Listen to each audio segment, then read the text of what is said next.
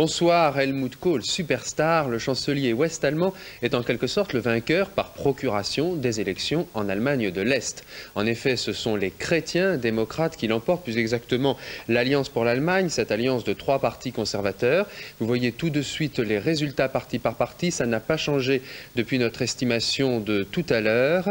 Les chrétiens démocrates donc en tête qui manquent la majorité absolue de peu, 48,2%, les libéraux 5,4%, les sociaux-démocrates 21,9%, le PDS, c'est-à-dire l'ancien parti communiste, 16% des suffrages et 8,5% des suffrages pour les autres partis. Voilà la transcription maintenant en sièges, 193 sièges donc pour l'Alliance qui manque de peu la majorité absolue qui était de 200 sièges pour ce Parlement est-allemand. Les libéraux 21, ils feront peut-être alliance, les sociaux-démocrates 88 sièges, et puis le Parti du démocratique socialiste ex-communiste 64 sièges. La participation a été, on s'en doute, très élevée, à peine 7% d'abstention. Les 22 000 bureaux de vote n'ont pas désempli, et puis ce soir, c'était un peu la surprise pour ces résultats. Marine Jacquemin a recueilli quelques impressions à Berlin-Est. Le raz-de-marée de la CDU a comme tétanisé Berlin-Est. Ce soir, la ville marche au ralenti. Les réactions sont mitigées, elles s'échelonnent de la tristesse à la déception, du contentement à la réflexion. Je suis très déçu. Comment? Car si l'on veut que tout aille bien, que tout se passe bien, on doit attendre une année ou deux. En fait, tout va trop vite. Je suis déçu, choqué. Je n'aurais pas imaginé ce résultat. J'avais imaginé que la RDA aurait une position plus forte pour les négociations sur la réunification. Si ces résultats se confirment, je serai très contente. Seul le siège des chrétiens démocrates affiche une explosion de joie non dissimulée, d'autant que les derniers sondages étaient loin de leur prédire une telle victoire. Et ce soir, beaucoup s'accordent pour dire que cette élection a été vidée de son sens et qu'au fond, le résultat n'est qu'un plébiscite pour la réunification rapide des deux Allemagnes. Oui, alors Dominique Bomberger, vous êtes avec nous en direct depuis Berlin. Le paysage politique d'Allemagne de l'Est ne s'est pas transformé puisqu'en fait il se crée. Mais quels sont donc les plans tracés aujourd'hui par les électeurs ? Oh, vous savez, François, le message est parfaitement clair. 90% des Allemands de l'Est se sont prononcés pour la réunification, ou plutôt l'unification. Et l'unification le plus tôt possible. En effet, 7 électeurs de l'Alliance sur 10 disent qu'il faut que cela se fasse le plus tôt possible. Et en revanche, les sociodémocrates qui avaient proposé une unification par étapes, par négociation, sont littéralement laminés. Alors pourquoi cette unification? Pour éviter la faillite économique. Tout cela est parfaitement clair. Les électeurs reconnaissent à la démocratie chrétienne la capacité de développer l'essor économique, de développer une économie de marché et une monnaie stable et convertible.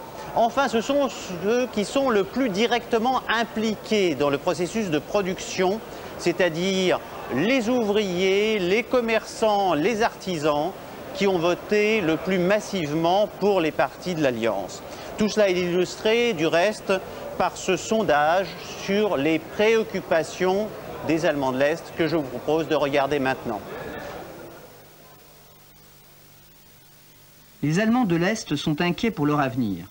51% pensent qu'ils risquent de perdre leur emploi dans les prochaines années, 9% pensent que ces risques diminueront, 19% pensent que la situation restera la même et 21% ne donnent pas de réponse. En tête de ces préoccupations, la destruction de l'environnement, le démantèlement de la sécurité sociale, l'avenir de leurs enfants, la dévaluation du mark.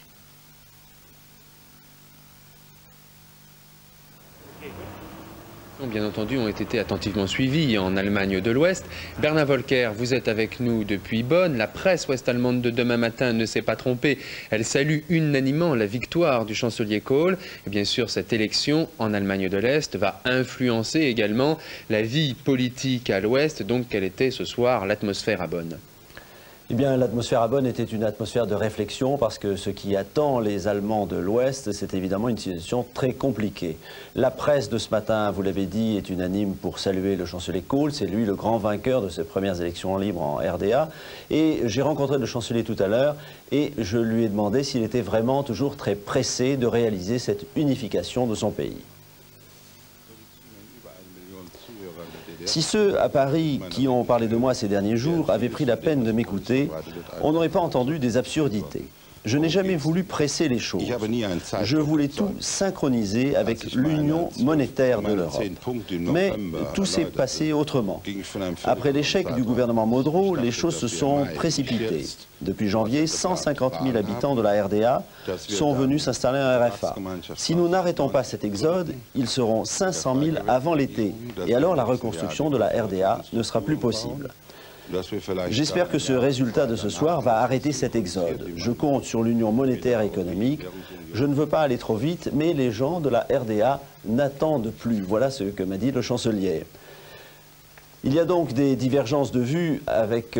interrogé plutôt sur les divergences de vues avec M. Mitterrand sur la réunification de l'Allemagne, le chancelier Kohl estime que ces divergences n'empêchent pas l'amitié entre la France et l'Allemagne. Bien qu'aujourd'hui ils partent grands favoris pour les élections générales du mois de décembre en République fédérale, rien n'est joué aujourd'hui pour le chancelier Kohl, puisque l'union monétaire et économique, qui va maintenant démarrer bientôt, sera une affaire extrêmement délicate à gérer. Merci Bernard. Depuis 5 mois, il est devenu pratiquement banal de dire que l'histoire s'accélère en Allemagne de l'Est et pourtant, ce soir encore, la vitesse supérieure a été passée vers la réunification. Pierre Thivolet, est-ce que les Allemands n'ont pas surtout voté, après tout, finalement, la mort de la RDA? Oui, la RDA aura vécu 40 ans, un tout petit peu plus de 40 ans, et je crois qu'on peut dire que 90 sera l'année de la mort de la RDA. Tout va maintenant aller assez vite, comme l'a prévu le chancelier Kohl, c'est-à-dire on peut prévoir sans doute dans 1 ou 2 mois la transformation de la RDA en État fédéral avec des Länder sur le modèle ouest-allemand. Ces Länder ensuite pourront élire des assemblées régionales qui elles-mêmes pourront adhérer à la fédération ouest-allemande. On peut dire qu'avant l'été, sans doute, un schéma d'éclatement de la RDA et dont les assemblées régionales se prononceraient pour le rattachement à la République fédérale est très vraisemblable. De pair sera également mise en place une union économique et monétaire entre RDA et RFA. Alors bien évidemment, ce schéma va être dirigé par Lothar de Maizière. Lothar de Maizière, c'est le chef de la CDU est-allemande, c'est un protestant.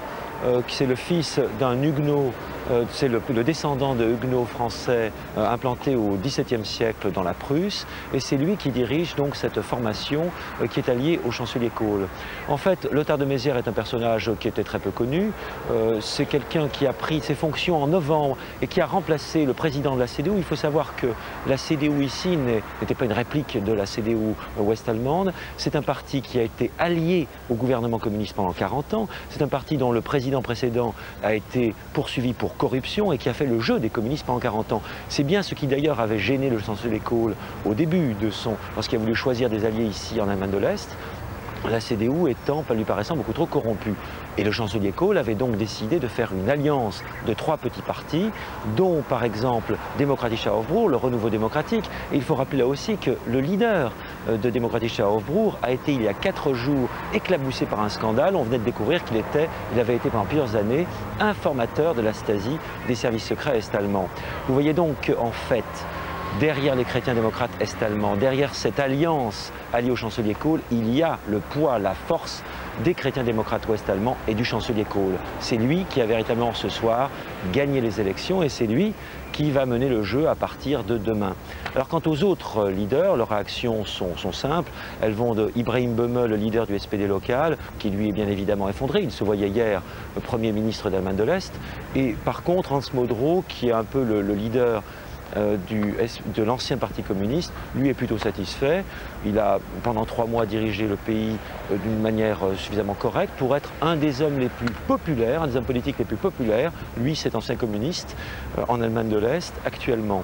Un dernier mot enfin sur ceux qui sont sans doute les grands floués de ces élections est-allemandes et de cette révolution est-allemande. Ce sont tous ceux qui en septembre, octobre, novembre étaient dans la rue pour se battre, pour faire tomber le régime. Et eux finalement, je pense notamment au mouvement de Nouveau Forum, eux qui ont eu courage et qui étaient seuls à l'époque pour se battre contre le régime et qui n'ont pas su s'organiser en partis politiques et qui n'ont pas été aidés par des partis politiques ouest-allemands, ils sont complètement éliminés du jeu politique. Oui, et puis Pierre a ajouté au chapitre de réaction des leaders allemands celle de Willy Brandt. C'est seulement maintenant que les problèmes vont surgir, a déclaré ce soir Willy Brandt. Et cette phrase de l'ancien chancelier pourrait bien ne pas concerner que les seules Allemagnes, mais aussi l'Europe. Alfred Grosser, vous avez bien voulu pour TF1 toute cette soirée commenter avec nous ces élections. Alors demain, quelles peuvent être les conséquences pour l'Europe de cette nouvelle journée historique en Allemagne de l'Est? Alfred Grosser, est-ce que vous êtes en direct avec nous? Oui. Je pense d'abord qu'il n'y a pas du tout été question d'Europe d'ici. Et je crois qu'il faut que les Européens se rendent compte que ça s'est passé entre Allemands. Il n'y a pratiquement eu de commentaires sur l'Europe, pas de questions sur l'Europe posées. De notre côté, c'est en République fédérale qu'on va s'apercevoir que cette réunification à la Kohl va coûter très très cher. Elle va aussi coûter un peu aux autres partenaires de l'Allemagne, mais qui ont une grande consolation. La victoire de Kohl, c'est l'entrée directe de la République démocratique dans la République fédérale. Ce n'est pas un départ à zéro des négociations entre deux États allemands pour former un troisième synthétique des deux premiers. Et dans ce sens-là, l'Europe est consolidée. Mais il faudrait que les autres leaders européens se manifestent, montrent ce qu'ils pensent de cette situation. Et il y aura un problème entre socialistes, puisque les socialistes aujourd'hui se trouvent dans une situation terrible à Bonn et en RDA, coincés entre un parti ex-communiste qui restait plus fort qu'on avait prévu et eux-mêmes considérablement diminués par rapport à ce qu'ils avaient espéré. Par conséquent, Kohl est si bien maître du jeu qu'il a pu dès ce soir proposer aux socialistes de faire une grande coalition à l'Est, pas du tout à l'Ouest. Et dans ce cas-là, ils seront les traîtres à la RDA aux yeux des communistes restants qui mobiliseront ce qui reste de force en RDA. Et en même temps, s'ils refusent cela, il sera le socialiste proche des communistes qui pourrait être dénoncé dans la campagne électorale à l'Ouest comme étant véritablement, terriblement gauchiste. Professeur Alfred Grosser, je vous remercie. Si l'Allemagne ne s'est pas préoccupée de l'Europe, l'Europe, elle, en revanche, s'est intéressée à l'Allemagne. Et du côté de l'Est aussi, les réactions devraient être nombreuses. En intervenant ce soir, Helmut Kohl a commencé par un remerciement à Mikhaïl Gorbatchev, qui, je cite le chancelier, par sa politique de perestroïka, a permis ses premières élections libres. Alors comment a réagi Moscou ce soir? Avec nous en ligne, notre correspondant Ulysse Gosset.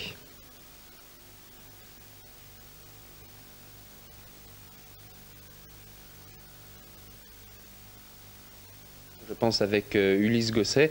On entendra peut-être tout à l'heure la réaction à Moscou. La semaine prochaine, nouvelles élections dans les blocs de l'Est avec les élections législatives en Hongrie cette fois.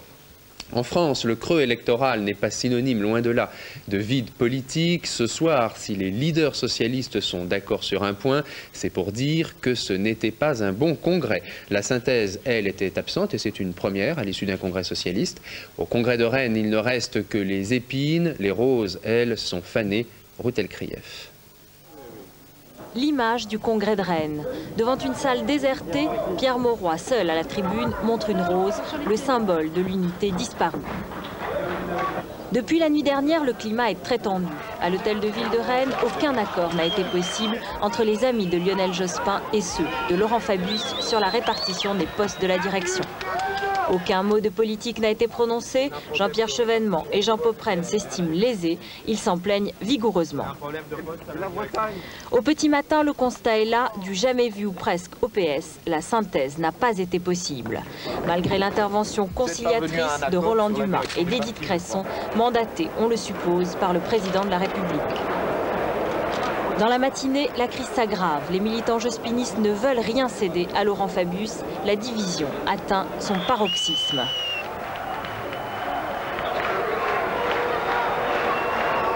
Ce soir, il n'y a ni gagnant ni perdant, seulement des militants socialistes traumatisés.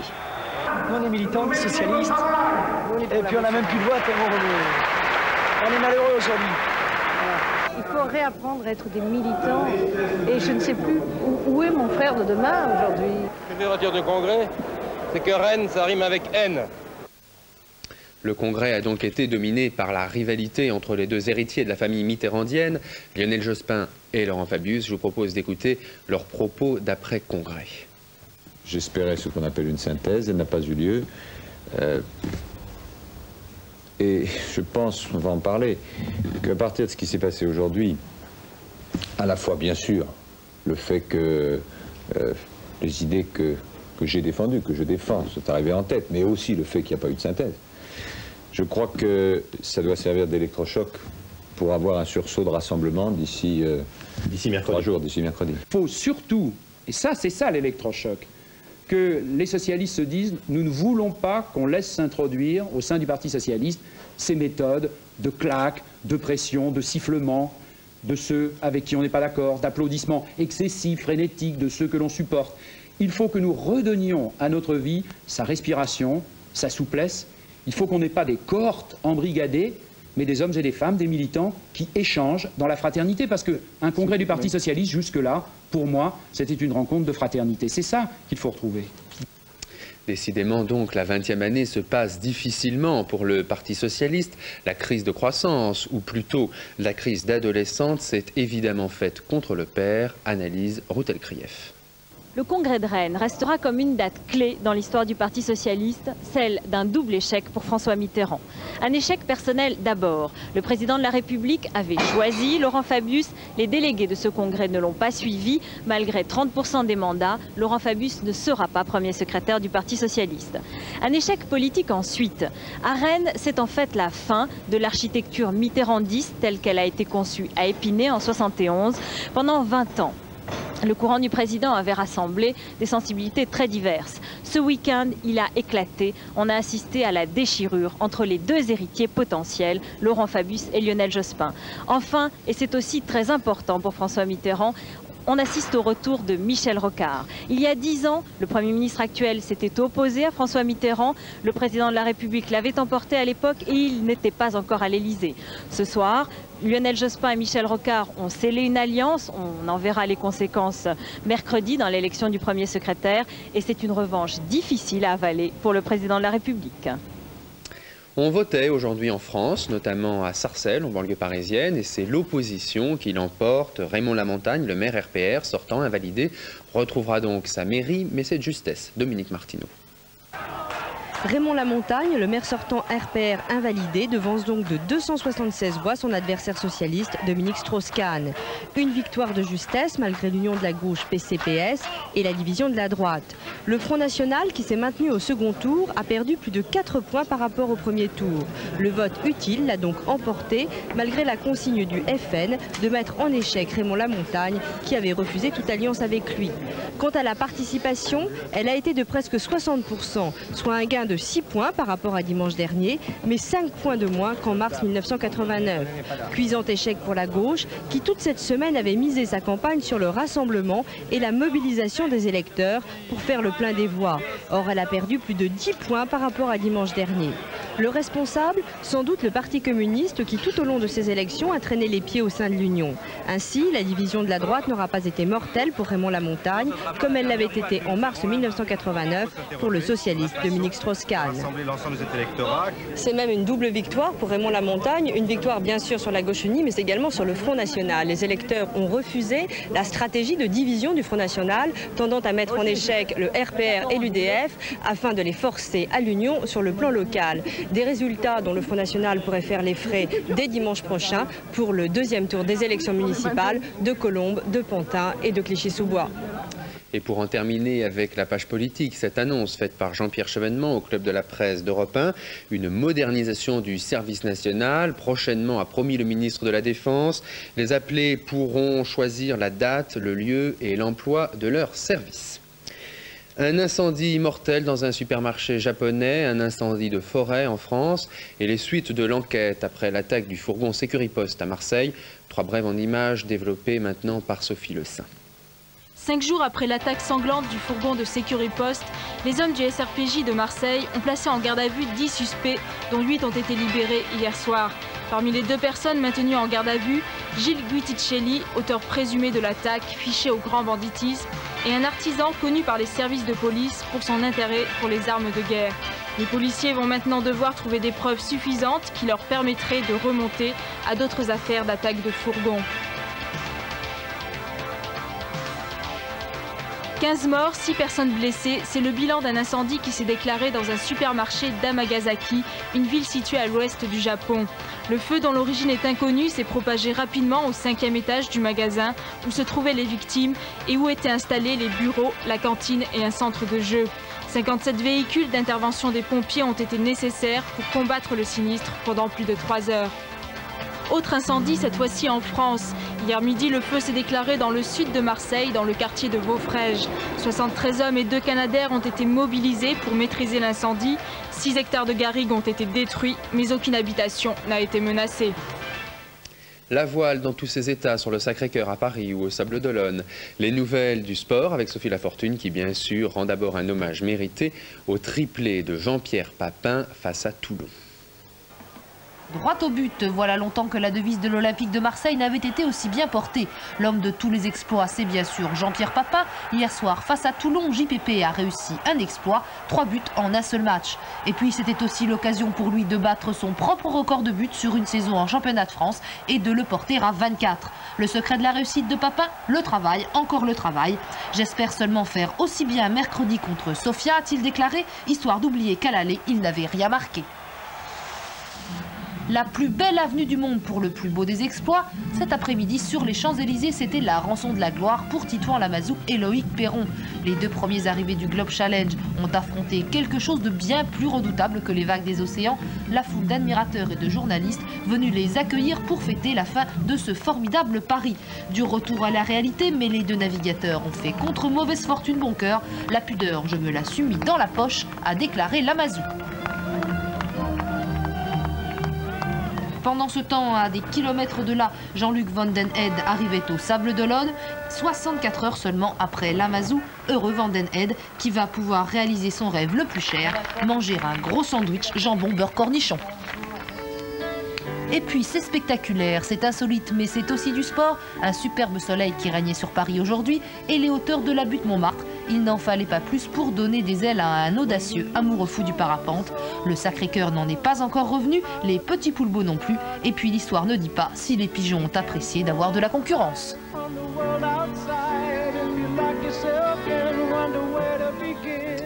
Un important vol de tableaux aux États-Unis, jugé plus tôt, 11 chefs-d'œuvre ont été dérobés, un Vermeer, 3 Rembrandt et 5 tableaux d'Edgar Degas. Le musée de Boston a été dévalisé par 2 voleurs qui se sont tout simplement fait passer pour des policiers. Ce journal est maintenant terminé. Dans quelques instants, la météo avec Alain Gillot-Pétré. À 7 h demain, Jean-Michel Lelio. Bonne fin de nuit à tous.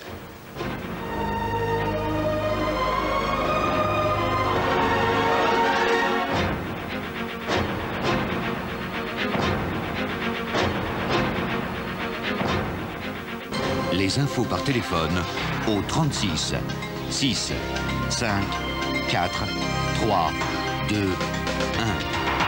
24 heures sur 24, retrouvez toute l'actualité avec Thomson, l'image du jour.